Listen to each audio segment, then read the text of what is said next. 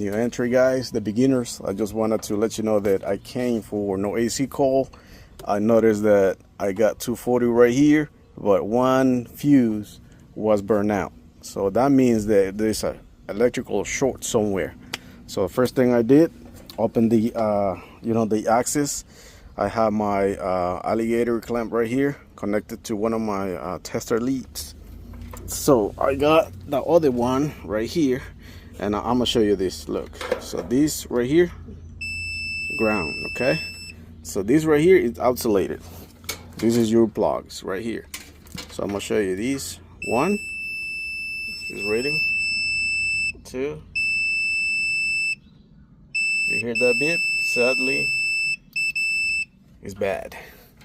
Compressor needs to be replaced, or the whole unit needs to be replaced.